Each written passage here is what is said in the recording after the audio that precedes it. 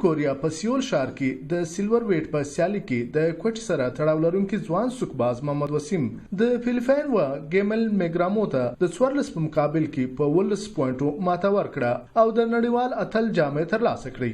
د محمد وسیم پر بریالیتوب باندې د په کوټ کې ډیره خوشحالي جوړه شوې ده.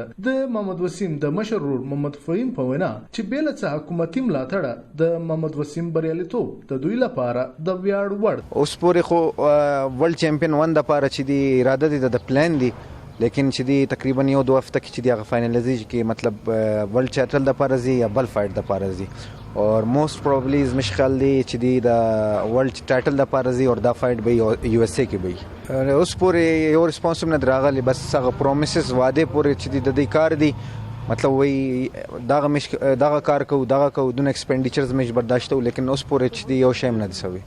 په دې اړه د محمد وسیم یو دوست عزیز الله راته وویل چې نوموړی د سیالۍ د ګټلو لپاره ډیر زیار ایستلی و. چې د مقابله روان د 3 میاشتې په امریکا کې ډیر سخت ټریننګ وکړ. ولې دا چې کوم باکسر و د بنسبت د 13 باکسر سره دا ډیر ټف باکسر و. د تقریبا 19 مقابله کړي دي، په کې 13 ناک آوټ د کړي دي. نو چونکې دا ډیر سخت دغه په دې لپاره د کوم خپل انډیکیم دغه دی هغه ډیر سره پریشان و چې دا سړی خو چیلنج کړی و.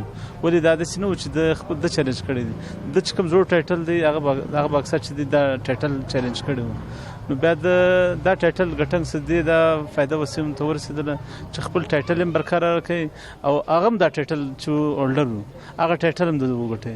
یعنی دا دوی خوشحالیان دي. کوشش دی د ویلې وړ ده چې د محمد وسیم د بریالیتوب تر شا د کوریا د یو کس انډي کیم لوی لاس دی چې د محمد وسیم د تربیه ټوله خرڅ په خپل غاړه اخیستی دی. ایوب ترین، مشال ریډیو، کوټ.